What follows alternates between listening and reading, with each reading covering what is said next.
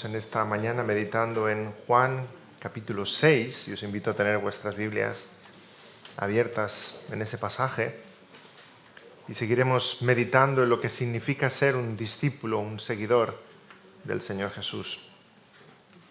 Vamos a tener una palabra de oración. Señor, te rogamos que en esta mañana una vez más tú quieras usar mis palabras para hablar a nuestros corazones, que sea tu palabra santa y tu Espíritu el que esté hablando, que nos muevas y nos convenzas, que nos consueles y nos exhortes, Señor. Queremos ser discípulos tuyos, convencidos, llenos de fe en nuestros corazones, obedientes, buenos mayordomos de lo que tú pongas en nuestras manos. Y por eso, Señor, queremos seguirte y queremos que tu palabra impacte en nosotros para ser verdaderos cristianos. Te pedimos, Señor, que como iglesia seamos luz en esta ciudad que tanta luz necesita y que, Señor, el cristianismo sea algo auténtico en cada uno de nosotros. Pero eres tú, Señor, eres tú el que nos llenas de tu poder, de tu gracia, de tu misericordia, de tu capacidad, de tu sabiduría para caminar ese camino de la vida cristiana y que, como hemos cantado, al final del camino podamos decir que no hemos sido nosotros, sino tú en nosotros. En el nombre del Señor Jesús. Amén. Los que vivís en Barcelona ya por algún tiempo sabéis que no hay ciudad más bonita en el mundo, ¿verdad? No veo vuestras sonrisas porque lleváis mascarilla, pero supongo que estáis todos sonriendo. El Parc Güell, la Sagrada Familia, el Camp Nou, ¿qué vamos a decir, no? Pero una de las experiencias más barcelonesas, diría yo, una de las que recuerdo de niño y seguramente muchos de vosotros también, es ir a la Plaza Cataluña y dar de comer a las palomas con un poquito de alpiste. Las palomas son animales curiosos, ¿eh? O sea, primero te ignoran en absoluto, te miran por un momento, ven que no eres un trozo de pan comestible, entonces se dan media vuelta y se van, pero en el momento que empiezan a gustar ese alpiste, ¡uy!, ya son incondicionales. Te siguen hasta el fin del mundo. Y vienen una y todas sus primas y invitan a las amigas y dicen, no te das cuenta, te giras y tienes 300. Te están rodeando y se te ha acabado la pista y te siguen todavía. Y dices, ¿estas qué? ¿Se vienen conmigo a casa o qué? Esa es una de las experiencias que si no las habéis vivido todavía la podéis vivir. Estáis a tiempo. Y cada vez que leo este pasaje en Juan capítulo 6, no hago más que acordarme de las palomas de Plaza Cataluña. Porque en este pasaje sucede algo así. Jesús es ignorado, diríamos que despreciado, pero aquellos que han estado un poquito con él y han gustado de la bendición de un milagro o un prodigio o una sanidad, o cuando el Señor multiplicó los panes y los peces y luego quisieron seguirle porque querían más pan, entonces sí, todos siguen a Jesús. ¿Y cuántas personas conocéis que siguen a Jesús porque quieren pan? ¿Cuántas iglesias están llenas, inmensas, porque quieren pan o que quieren un milagro? Y Jesús, en cierto momento en el Evangelio de Juan, se gira y les reta y les dice, vosotros me seguís porque queréis pan. No porque me améis a mí, sino porque queréis algo de mí. No porque me améis a mí. Vamos a leer de nuevo Juan 6, 1 al 15. Y este milagro del Señor Jesús de multiplicar los panes y los peces. Juan 6, 1 al 15. Después de esto Jesús fue al otro lado del mar de Galilea, el de Tiberias, y le seguían gran multitud, porque veían las señales que hacía en los enfermos. Entonces subió Jesús a un monte y se quedó allí con sus discípulos, y estaba cerca la Pascua, la fiesta de los judíos. Cuando alzó Jesús los ojos y vio que había venido a él gran multitud, dijo a Felipe, ¿de dónde compraremos pan para que coman estos? Pero esto decía para probarle, porque él sabía lo que había de hacer. Felipe le respondió, 200 denarios de pan no bastarían para que cada uno de ellos tomase un poco. Uno de sus discípulos, Andrés, hermano de Simón Pedro, le dije, aquí está un muchacho que tiene 5 panes de cebada y 2 pececillos, mas ¿qué es esto para tantos? Entonces Jesús dijo, haced recostar a la gente. Y había mucha hierba en aquel lugar, y se recostaron como en número de 5,000 varones. Y tomó Jesús aquellos panes, y habiendo dado gracias, los repartió entre los discípulos, y los discípulos entre los que estaban recostados, asimismo de los peces, cuanto querían. Y cuando se hubieron saciado, dijo a sus discípulos, recoged los pedazos que sobraron, para que no se pierda nada. Recogieron pues y llenaron 12 cestas de pedazos que de los 5 panes de cebada sobraron a los que habían comido. Aquellos hombres entonces, viendo la señal que Jesús había hecho, dijeron, este verdaderamente es el profeta que había de venir al mundo. Pero entendiendo Jesús que iban a venir para apoderarse de él y hacerle rey, volvió a retirarse al monte él solo. Hasta aquí la lectura de la palabra del Señor. El Evangelio de Juan tiene un atractivo especial. Aquellos que lo hayáis leído y lo hayáis leído varias veces y lo hayáis comparado con los demás evangelios, Juan el Evangelista narra episodios de la vida de Jesús que los otros evangelistas no narran. Creen algunos eruditos que los primeros 3, los sinópticos, escribieron primero, Mateo, Marcos, Lucas, y Juan, sabiendo lo que Mateo, Marcos, Lucas habían escrito, escribió su evangelio y relata muchos episodios que no están en los otros. Aún así, hay 3 episodios en los que los 4 evangelistas coinciden. Los 4 evangelistas decidieron que no podían escribir el evangelio sin escribir aquello. La crucifixión, la resurrección y este milagro. Fijémonos la importancia que los evangelistas le daban a este milagro, la multiplicación de los panes y los peces. Sin duda impactó de tal manera a todos los apóstoles y debe impactarnos a nosotros de la misma manera, que creyeron que estaban delante de algo tan sumamente significativo. Fijémonos en la conclusión al final. Este es el profeta que había de venir. En este capítulo vemos a un Jesús que quiere retirarse. Se va al otro lado del mar de Galilea, hacia el lado de Tiberias, o sea, al lado de los gentiles, a la otra costa. Jesús busca un poquito de descanso. Ay, pero las palomas de Plaza Cataluña le siguen en todas partes, ¿verdad? Busca un poquito de descanso, busca un momento de retiro. Muchas veces el Señor Jesús hace eso, a veces solo, a veces con sus discípulos. Un momento de retiro para orar y para descansar físicamente. Se agolpa alrededor de él la multitud le sigue. Quieren escuchar sus palabras. Hay quienes sinceramente le siguen, por supuesto, pero muchos, dice la palabra, habían visto sus milagros. Le siguen por sus prodigios, por las señales que hacía. Y estaba cerca la fiesta de la Pascua, versículo 4. Estaba cerca la fiesta de la Pascua.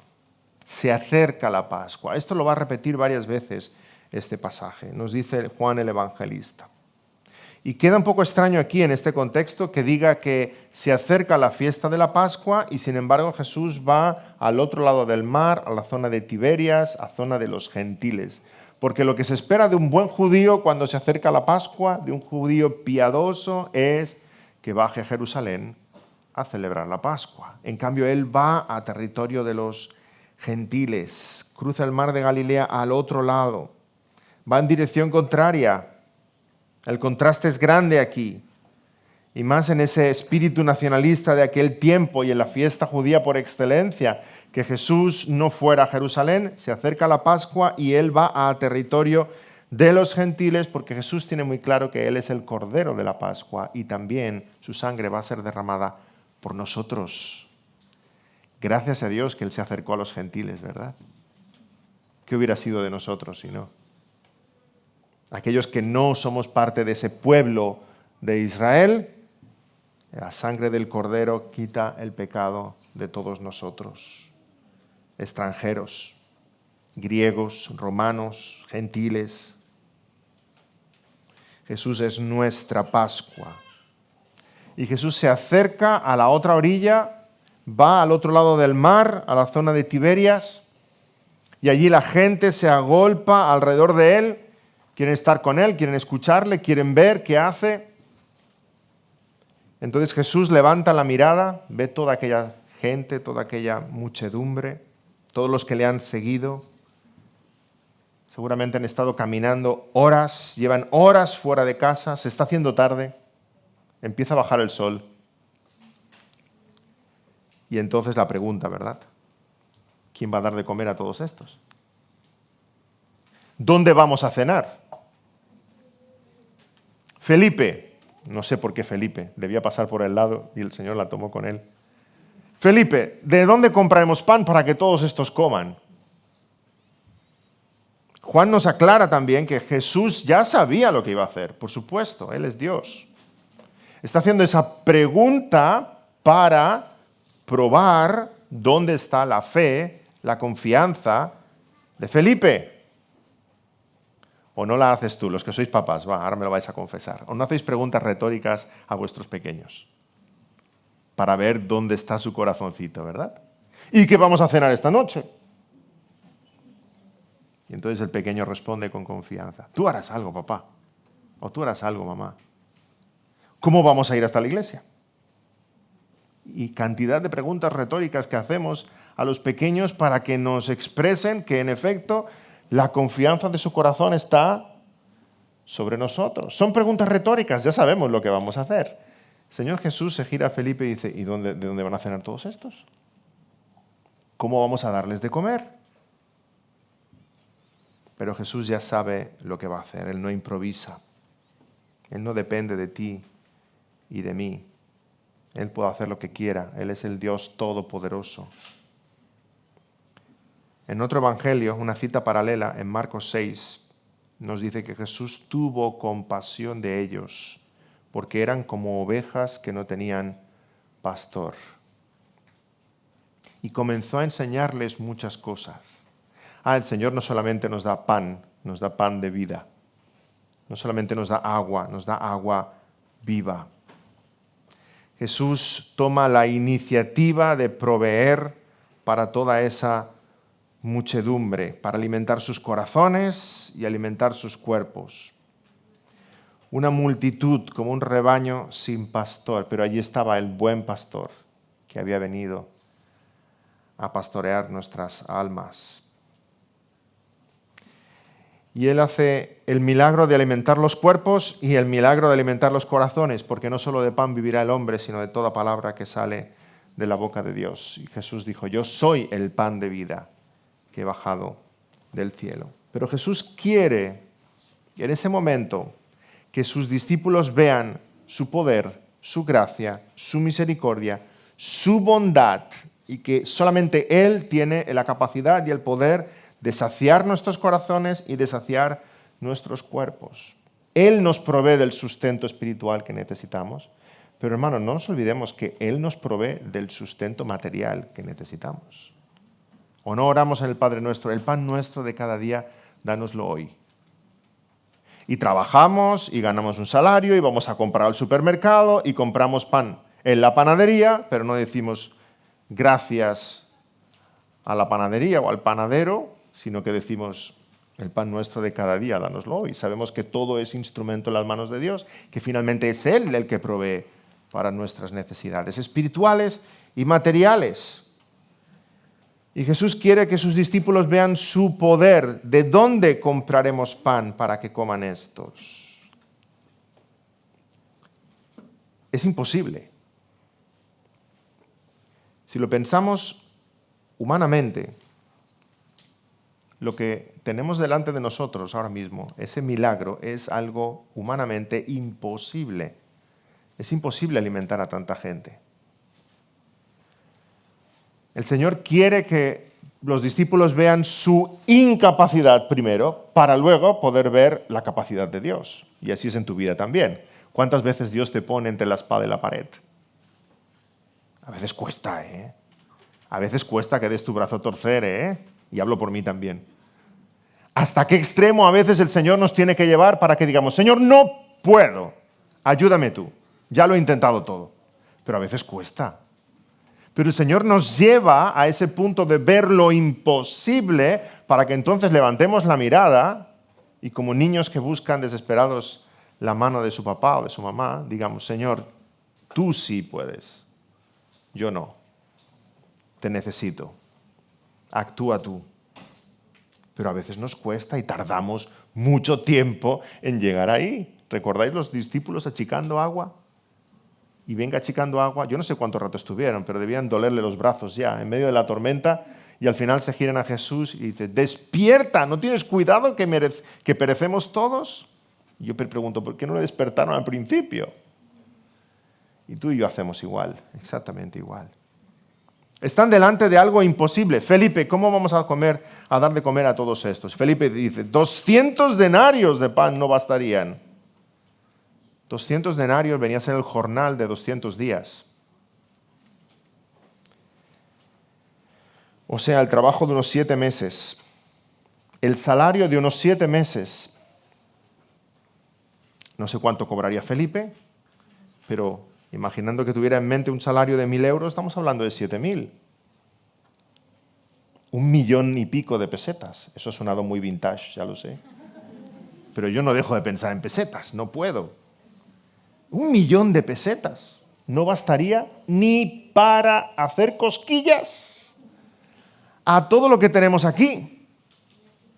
Que es mucha gente, Señor, ni con 7.000 euros. Pero no es esa la respuesta que Jesús estaba esperando, ¿verdad? Porque Jesús no pregunta, ¿cómo vamos a comprar comida para toda esta gente? Jesús pregunta, ¿de dónde va a salir comida para toda esta gente? Felipe, aunque tuvieras 7.000 euros en la cartera, aunque Felipe dijera, anda, tengo 7.000 euros en la cartera, vamos a comprar, no, ¿de dónde sacarías comida para toda esta gente? Felipe, aunque tuviéramos esos 200 denarios y dijeras, Señor, llevo encima 200 denarios, ¿dónde comprarías pan? Ahora que se hace oscuro y tienes toda esta gente delante, ¿dónde comprarías pan? ¿Dónde lo encontrarías y cómo lo traerías hasta aquí? ¿Qué panadero te prepararía todo ese pan en los próximos 20 minutos para que esa gente pudiera cenar? ¿Y quién te traería todo ese pan desde la panadería, desde el horno hasta aquí? ¿De dónde va a salir comida? ¿Te das cuenta, Felipe, de que estamos delante de un reto imposible? ¿Quién tiene la capacidad de hacer esto? Baja el sol, están hambrientos, no hay dónde comprar, seguramente han cerrado todo en el pueblo. ¿De dónde? Felipe podía haber respondido con incredulidad, de ninguna parte, Señor, envíalos a casa con hambre. Felipe podría haber respondido también como Ezequiel delante de aquel valle de huesos secos. ¿Cobrarán vida? Y Ezequiel respondió, Señor, tú sabes. Felipe podía haber respondido a esa pregunta de Jesús. ¿De dónde van a comer todos estos? Señor Jesús, tú sabes. Tú sabes. Están delante de algo imposible. Imposible. Y recordemos que está hablando de 5.000 varones. Está hablando de 5.000 varones, seguramente apuntando a cabezas de familia. Son 5.000 familias lo que tenemos ahí. No son 5.000 personas. Puede que estemos hablando de 15.000, de 20.000 personas sentados a los pies de Jesús. ¿Qué soluciones se nos ocurren? ¿Qué podría haber hecho el Señor Jesús aquí? Bueno, Él es Dios, ¿verdad? Podría haber hecho que las piedras se convirtieran en pan. Ya tenemos la cena. Podría haber hecho caer maná del cielo, como hizo en el desierto. Y todos se hubieran maravillado del poder de Dios. Como hizo con Moisés, enseñando que la provisión viene de lo alto. Podría haber hecho como hizo con Elías. ¿Recordáis que estaba huyendo de Jezabel y se esconde en una cueva y Dios trae alimento a través de unos cuervos. Es milagroso eso. Los cuervos destrozan cosas, no llevan pan. Y esos cuervos llevan hasta la cueva para que Elías se alimente. Pero en esta ocasión Jesús no hace nada de todo eso, hace algo nuevo, hace algo diferente. Jesús pudiera haber hecho caer maná del cielo, haber convertido las piedras en pan, haber traído cuervos que trajeran pan, pero Jesús en esta ocasión quiere que los discípulos entiendan una lección espiritual que nosotros necesitamos entender, y es que Dios usa lo poco que hay en tus manos para hacer prodigios. Él puede hacerlo de la nada, Él es Dios, pero Él quiere usarte a ti y lo poquito que tienes en tus manos para hacer prodigios, porque ahí hay algo nuevo. Cuando Dios hace algo, en nosotros hay una actitud de sorpresa, de maravilla y de adoración, pero cuando Dios hace algo contigo, hay obediencia. Y eso es lo que Dios quiere y espera de ti. Fe y obediencia. Y la vamos a ver en este pasaje. Andrés se acerca entonces y responde de una forma diferente a la de Felipe. Yo creo que con la boca pequeña, yo creo que un poquito con vergüenza. Aquí hay 5 panes y 2 peces de este joven. Un joven que me ha dicho, yo tengo algo. 5 panes y 2 peces que él llevaba en el zurrón para cenar si se le hacía muy tarde. Puede que hubiera algo de vergüenza, como digo, porque eso no es una solución, ¿verdad? Pero también un poquito de fe. Porque ¿para qué molestas a Jesús para decirle, aquí tengo 5 panes y 2 peces de este joven, cuando no crees que Jesús va a hacer algo diferente con esos 5 panes y 2 peces? Simplemente Andrés ni hubiera molestado al Señor, le hubiera dicho a aquel joven, anda, déjate de tonterías, por favor. ¿Tú has visto el problema que tenemos? ¿Y me vienes ahora con pequeñeces?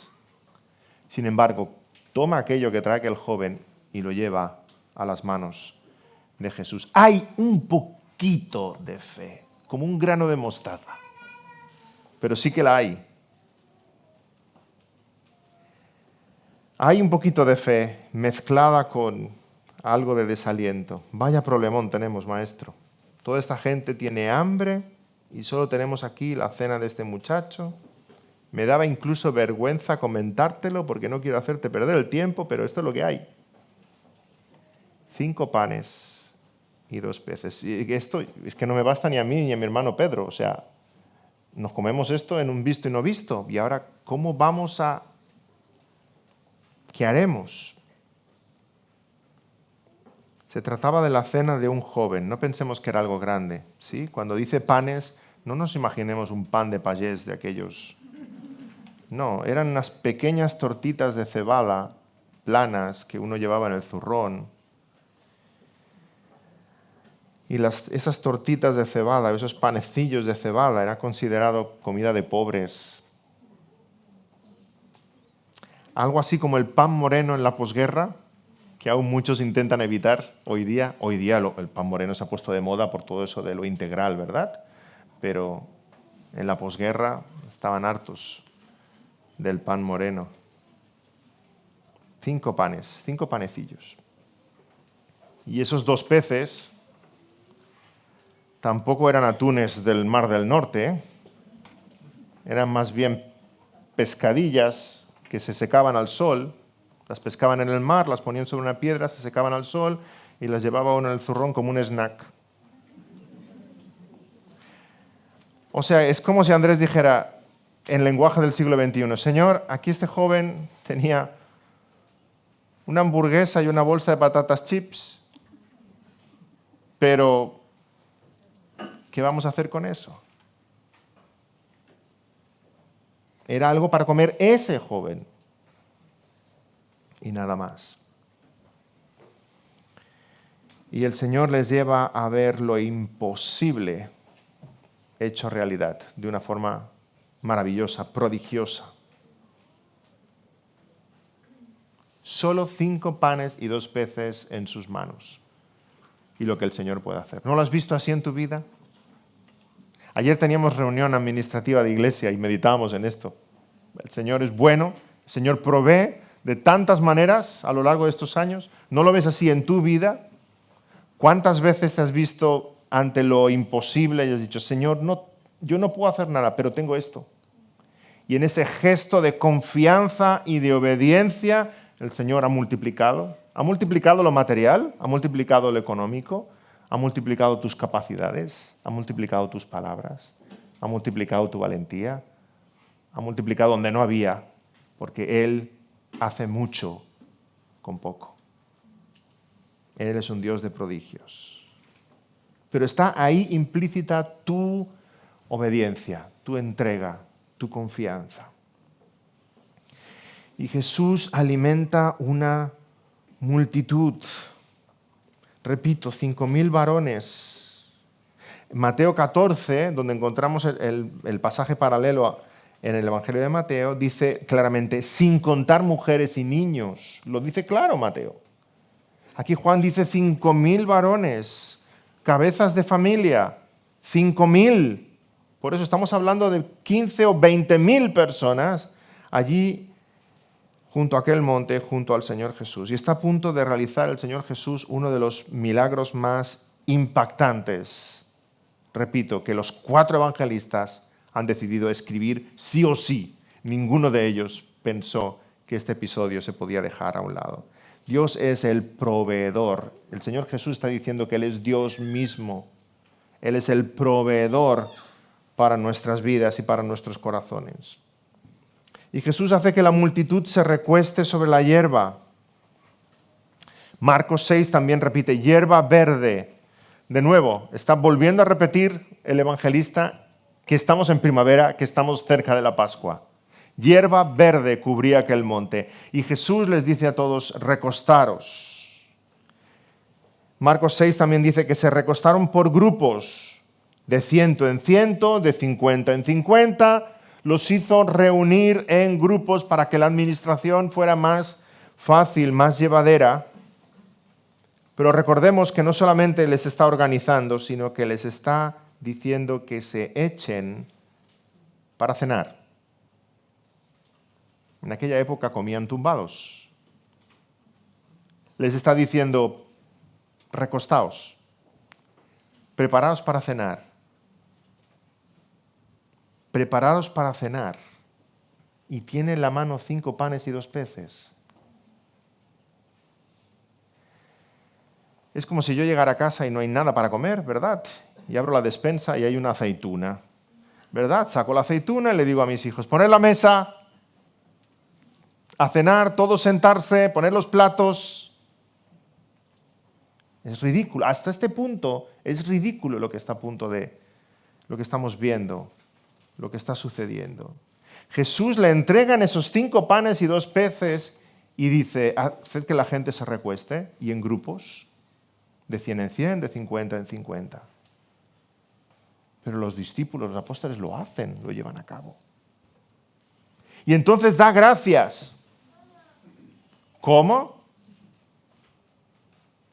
Jesús da gracias, igual como hizo en la última cena. Dio gracias al Señor. Padre Celestial, queremos darte gracias por estos alimentos que tú nos has provisto para cubrir nuestras necesidades. Gracias porque tú eres el dador de todas las cosas. ¿Os podéis imaginar la escena? Todavía tiene 5 panes y 2 peces en la mano. Pero hace recostar a la gente y da gracias por los alimentos. Y entonces Jesús repartió entre los discípulos. Hermanos, hasta ahora nadie ha visto el milagro. Yo quiero que paremos atención aquí. Hasta este punto nadie ha visto el milagro todavía. Jesús recuesta a la gente, Jesús da gracias por los alimentos, Jesús parte esos panecillos y pescados entre sus discípulos para que los repartan. Hasta ahora nadie ha visto el milagro todavía. Muy al contrario de lo que vemos en algunas películas. Yo recuerdo una que no sabía yo si reír o llorar. Por favor, no creáis lo que dicen las películas. Cuando veáis una película bíblica, enseguida correr a leer el texto y podéis desmentir todo lo que se han inventado. Había una, ay Señor, en que le dan los panes y los peces a Jesús, lo pone en un canasto grande, ¿verdad? Y claro, aquello era tan poquita cosa. Jesús lo levanta para dar gracias y cuando ha dado gracias y baja que el canasto está lleno.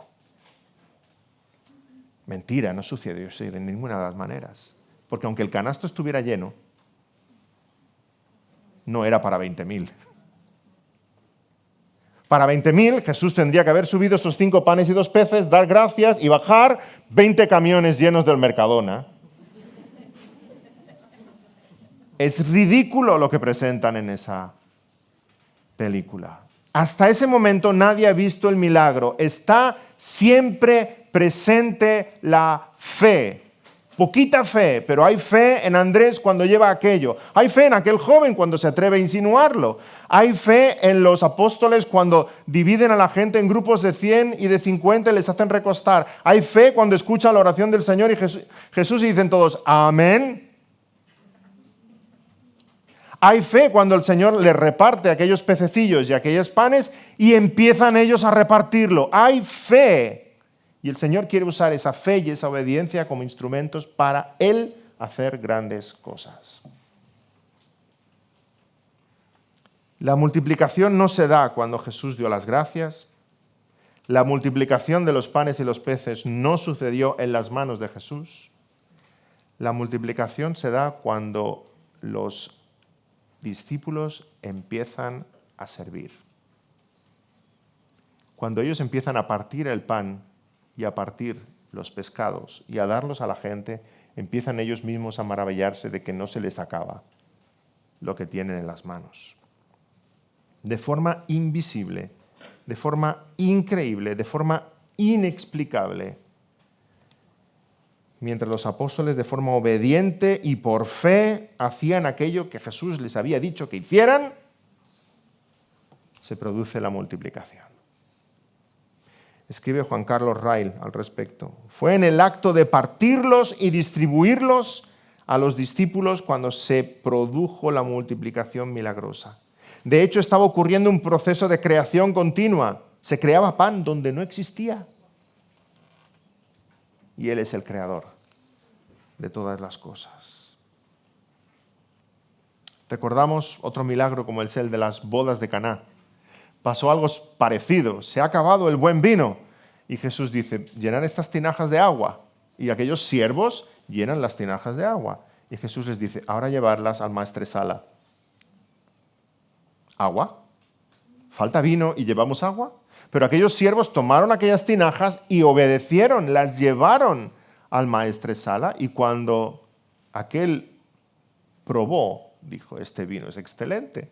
No sé cómo han guardado el mejor vino para el final. Aquel milagro lo vieron los siervos y lo vieron en el momento que obedecieron al Señor Jesús. Y eso es lo que Jesús espera de ti y de mí. Fe y obediencia.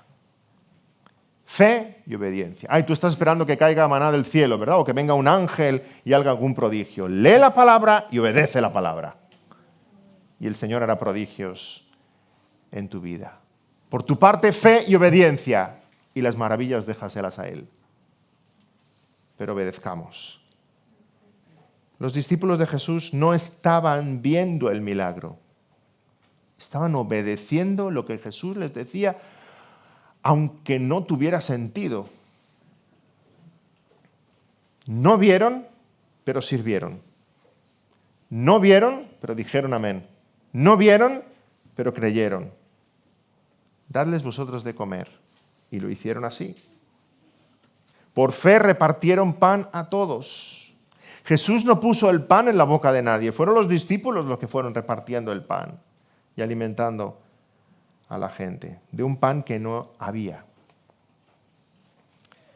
Y así nosotros, hermanos, en lo físico y en lo espiritual, el Señor provee de pan material y de pan del cielo. Él nos sustenta, Él es el dador, Él es el creador, Él es el que nos alimenta.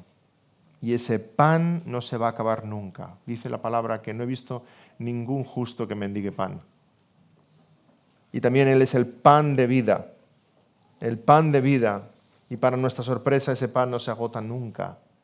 Cuando pensamos que tenemos más hambre, hay más pan, hay más agua en Señor Jesús, en Jesús de Nazaret. Aun los más hambrientos de gracia, de misericordia, de perdón, acuden a Jesús y hay misericordia, gracia y perdón súper abundante en Él. Los recursos de Cristo nunca se acaban.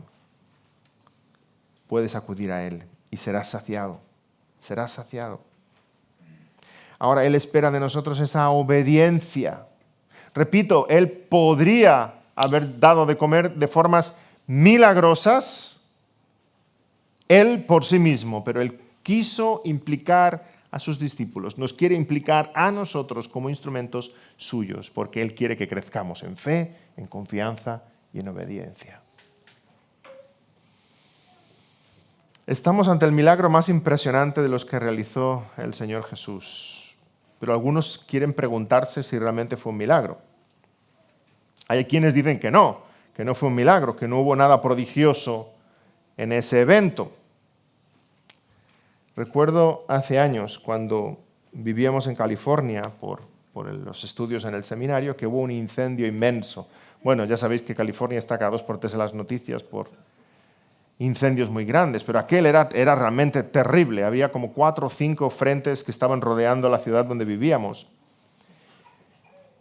Y estuvo rodeada de humo durante días. No veíamos la luz del sol durante días. Caía ceniza, llovía ceniza sobre nuestra ciudad y quedó toda la ciudad blanca, como si estuviera nevada. Pero era ceniza.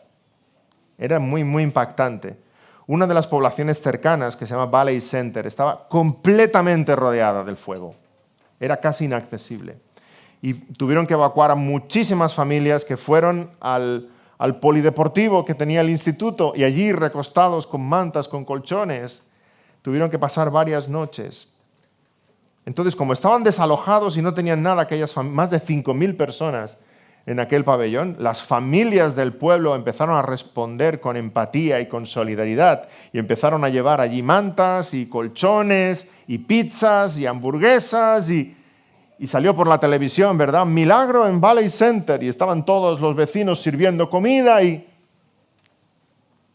fue algo hermoso, pero no fue milagroso. Fue algo hermoso, pero entra dentro de las posibilidades, dentro de la lógica. Nunca llamaríamos a eso un milagro, ¿verdad?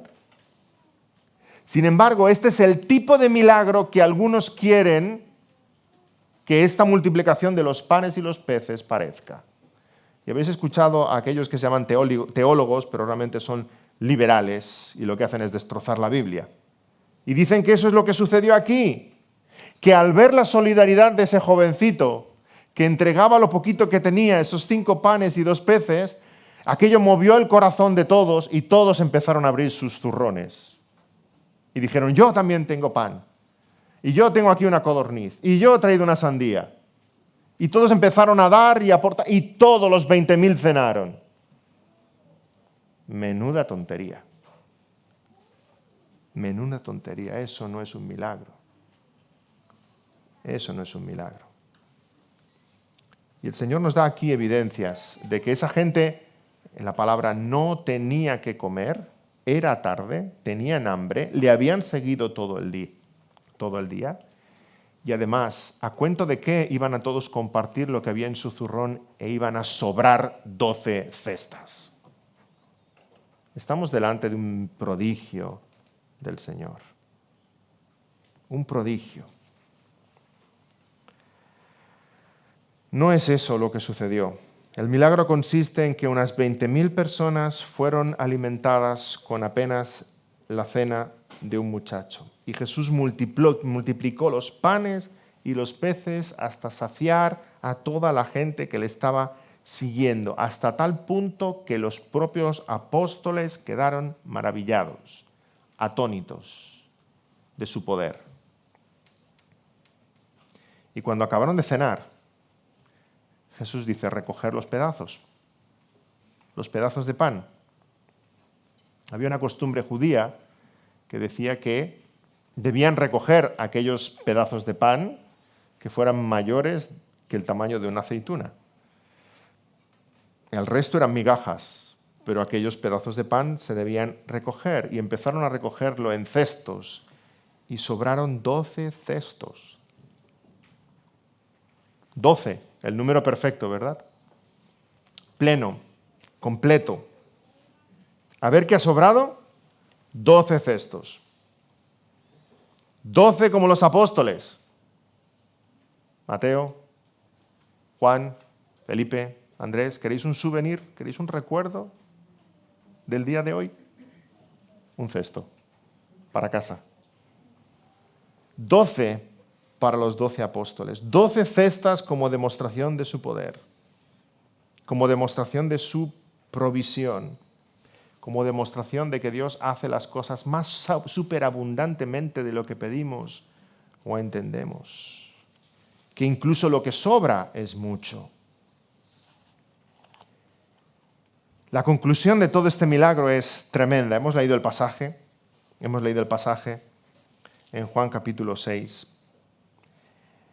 Pero fijémonos en el versículo 14. Aquellos hombres entonces, viendo la señal, el milagro, el prodigio que Jesús había hecho, dijeron, este verdaderamente es el profeta que había de venir al mundo. Este es el Mesías, este es el Rey prometido. Este es aquel profeta que había de venir. Los judíos esperaban un profeta como Moisés. Uno como Moisés tenía que volver. Y recordemos que Moisés alimentó al pueblo con el maná del cielo. Israel también vio en Elías, en Eliseo, profetas como Moisés que tenían que venir. Y si Moisés hizo llover maná del cielo, Eliseo también multiplicó el pan en segundo libro de Reyes, capítulo 4. Dice segundo de Reyes 4:42. Vino entonces un hombre de Baal Salisa, el cual trajo al varón de Dios panes de primicias, 20 panes de cebada y trigo nuevo en su espiga. Y él dijo, da a la gente para que coma. Y respondió su sirviente, ¿cómo podré esto delante de 100 hombres? Pero él volvió a decir, da a la gente para que coma, porque así dicho Jehová, comerán y sobrará. Entonces lo puso delante de ellos y comieron y les sobró. Pero Eliseo dio de comer a 100. A 100. Y el pueblo de Israel que está esperando el Mesías, que está esperando uno como Moisés, uno como Elías y como Eliseo, un profeta que ha de venir, el pueblo de Israel ahora está contemplando cómo Jesús, con 5 panes y 2 peces, alimenta a 20,000. ¡Qué milagro! Y no solamente qué prodigio, sino qué evidencia de parte de Dios que este es el que había de venir. Jesús es el Cristo, el Mesías, el Hijo de Dios, el libertador, el siervo sufriente, el que ha de lavarnos de nuestras culpas, el Cordero de Dios. Y se acercaba la Pascua. Y se acercaba la Pascua. Uno mayor que Moisés, uno mayor que Elías. Uno que no da gracias al cielo y multiplica los panes y los peces para alimentar a 100 con 20 panes, sino para alimentar a 20,000 con 5 panes. Es Pascua. ¿Estáis esperando a uno como Elías? ¿Estáis esperando a uno como Moisés? Mirad, aquí hay uno mayor que Elías, aquí hay uno mayor que Moisés, el Mesías prometido, que es Dios mismo, Emmanuel, Dios entre nosotros, que se ha hecho carne. El pastor vino a buscar a sus ovejas. Concluye el pasaje en el versículo 15 que querían hacerle rey. Esto sucede varias veces en los evangelios, movidos por el espíritu patriótico de aquel momento, ¿verdad? Pero Jesús se aparta porque sabe las intenciones de sus corazones, se aparta porque Él no ha venido para ser coronado rey, Él ya es rey. Y su reino no es de este mundo. Jesús no quiere que le coronen rey. No vino a liberar a Israel del yugo de los romanos, vino a liberar a Israel del yugo del pecado. No vino para sentarse en el trono de David, vino a sentarse en su trono celestial. No vino para recibir la admiración de su pueblo y de las naciones, sino para ser glorificado por el Padre. Así que Él, cuando entiende que le siguen para hacerle rey, de nuevo huye al monte, se aparta está solo. Y este pasaje nos enseña, entre otras muchas cosas, cómo Dios obra, cómo Dios actúa, cómo Dios nos enfrenta a lo imposible para hacer grandes cosas con nuestra pequeñez. Y Él se glorifica a sí mismo haciendo grandes cosas con nuestra pequeñez. Dios sabía que al sacar al pueblo de Egipto, Faraón iba a enviar sus carros de combate detrás. Y Dios conduce a Moisés y al pueblo al Mar Rojo, el peor camino de todos, la peor estrategia militar que podíamos imaginar, huir hacia el mar. Es Dios que envía a Moisés hacia allá, porque en esa situación de necesidad, de incapacidad, es cuando iban a ver el poder de Dios actuando. Y Dios abre el Mar Rojo. Dios también sabía que ningún soldado en su sano juicio se iba a enfrentar a Goliat. Y Dios deja que ese engreído blasfeme y provoque a su pueblo durante días, hasta que Dios envía a un pequeño niño, un muchacho, un pastor de ovejas. Y con la pequeñez de David vence el orgullo de Goliat. Y ahora en Juan capítulo 6, el Señor se aparta a un monte, sabe que la multitud le va a seguir, sabe que será tarde, sabe que tendrán hambre, sabe que sus apóstoles no tendrán nada que darles, sabe que un joven lleva 5 panes y 2 peces, sabe de la poca fe de sus discípulos. Y para hacerles ver lo imposible de su misión, para que cobren conciencia de su debilidad, el Señor les lleva a este punto, para que se maravillen después de su intervención, de su poder. Y el Señor hace así contigo y hace así conmigo. En tu vida el Señor también hace así. ¿Cuántas veces el Señor te lleva a ese punto en el que tienes que exclamar, Señor, es imposible? ¿Y ahora qué hago? No sé qué decir, no sé qué hacer, me falta capacidad, me falta inteligencia, me falta sabiduría, me faltan fuerzas, me falta amor, me falta mansedumbre, me falta fe, me falta paciencia, me faltan recursos. Ayúdame, Señor. ¿Cuántas veces el Señor nos lleva ahí para que crezca nuestra fe, crezca nuestra confianza y crezca nuestra dependencia en Él? Y en esos momentos que clamamos al cielo, el Señor no envía un ángel, o no cae maná. A veces quisiéramos que cayera maná. El Señor nos hace ver en su palabra y dirigidos por el Espíritu cómo ejercer esa fe, esa confianza que vemos en esos apóstoles, en ese milagro que hemos leído en Juan capítulo 6. Dios tiene siempre algo grande en mente y espera de nosotros sujeción, obediencia y fe a nuestro amo, a nuestro Señor. Y cuando el Señor actúe, acuérdate de darle gracias, de darle gloria a Él. Y decir, Señor, no he sido yo, has sido tú. Yo he sido un instrumento. Un instrumento. Gracias por el privilegio de ser usado por ti. Es tu obra y me has usado a mí y yo he crecido en fe y en confianza, en madurez, en santidad. Me he sentido más cerca de ti que nunca. Así que pon lo poco que tienes en las manos de Dios. Pon lo poco que eres en las manos de Dios. Y no solo tus panes y tus peces, pon tu corazón en sus manos para que Él haga prodigios. Porque Él es un artista en haciendo mucho con poco. Toma nuestra pequeñez y hace maravillas.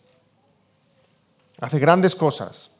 No las hace con nuestra grandeza porque pensaríamos que es mérito nuestro. Lo hace con nuestra debilidad y con nuestra pequeñez para que podamos reconocer en todo momento que es su obra, es su poder, es su sabiduría. David era solo un pastor de ovejas y Dios lo hace rey. Los apóstoles eran pescadores y los hace fundamento de su iglesia. La Biblia es tan solo un libro, pero sigue transformando vidas. La cruz era un instrumento de tortura y ahora es símbolo y esperanza de vida. Dios toma lo pequeño, lo vil, lo insignificante, lo imperfecto, lo débil, lo miserable, lo pobre y lo hace fuerte, importante, eterno, santo e indestructible en las manos de Dios. Así que pon lo poco que tienes y lo poco que eres en sus manos y confía en su poder. Si los apóstoles hubieran intentado ellos dar de comer a aquellos 20.000, se hubieran vuelto locos. Era algo que solamente el Señor Jesús podía hacer. Así que no intentes hacer las grandes cosas que tienes que hacer con tus propias fuerzas, sino con las fuerzas de Dios. Tal vez estés pensando, ¿y si solo soy un pequeño creyente, pecador, limitado, con poca fe, con pocas palabras? Pon eso en las manos de Dios. Pon tu testimonio en las manos de Dios. Pon tus palabras en las manos de Dios y deja que Él haga maravillas. Si apenas tengo tiempo para dedicar al Señor, no sé cuáles son mis dones, no sé dónde servir, no sé qué hacer, pon tus 5 panes y 2 peces en las manos de Dios y deja que Él lo multiplique. Si somos una iglesia pequeña y esta ciudad tiene más de 3 millones de habitantes, ¿qué vamos a hacer? Pues tener fe y obedecer y poner nuestros 5 panes y 2 peces en las manos del Señor, porque Él es el que puede hacer cosas grandes, no nosotros. Pero Él quiere usar, se complace en usar nuestra pequeñez, en hacerlo todo. Esa es la esencia del Evangelio, que el Evangelio parece pobre, humano y pequeño, pero en esencia es divino, poderoso y eterno. Solo un libro, pero es la palabra de Dios. Solo un hombre, pero es el Mesías. Solo gente, pero es la esposa de Cristo. Solo una cruz, pero es el árbol de la vida. Solo 5 panes y 2 peces, pero cenaron 20.000. Cristo es el Señor y Él obra en nuestras vidas y multiplica nuestros panes y peces. Y Él puede hacer lo mismo con tu corazón. Pon en sus manos tu corazón inerte, muerto, que no siente las cosas de Dios, y Él te va a dar un corazón nuevo, que late y que ama al Señor Jesús. Él pide de ti que tengas fe, que vengas a Cristo, que obedezcas su voz. Y nosotros podemos decir como Andrés, solo tenemos esto, Señor. Solo soy esto, Señor. Pero tú sabes, tú puedes. Solo tenemos 5 panes y 2 peces. Pero en realidad, hermanos, tenemos algo más que 5 panes y 2 peces. Tenemos 5 panes, 2 peces y un poquito de fe, como un grano de mostaza. Pero lo ponemos todo en las manos del Señor, sabiendo que Él puede hacer mucho con poco. Amén, oremos. Señor, gracias porque tú eres hacedor de milagros, de prodigios. Señor, tú haces cosas grandes que nos maravillan y las haces con nuestra pequeñez y eso nos maravilla más aún. Señor, gracias porque tú podrías hacerlo todo solo, no nos necesitas y sin embargo nos quieres usar. Y eso, Señor, lo entendemos como un privilegio y como un gesto de amor y de compasión hacia nosotros, porque en esa intimidad y esa cercanía contigo vemos tan de cerca tu poder, tu gracia, tu bondad, tu provisión. Señor, te rogamos que todos los que estamos aquí tengamos ese corazón de fe y de confianza en ti. Sabiendo y entendiendo nuestra pequeñez, la queramos poner en tus manos, sabiendo que tú eres el Dios poderoso que obra maravillas. Gracias, Señor, por este milagro que queda registrado para nosotros. Gracias porque sigue siendo una realidad en nuestras vidas. Tú eres el que multiplica, tú eres el que provee, tú eres el que hace. Y en nosotros esperas esa misma actitud de fe y confianza, aún sin ver, Señor.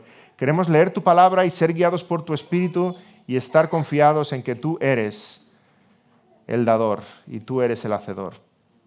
Señor, que tú pongas esa fe en nosotros, te rogamos. En el nombre del Señor Jesús.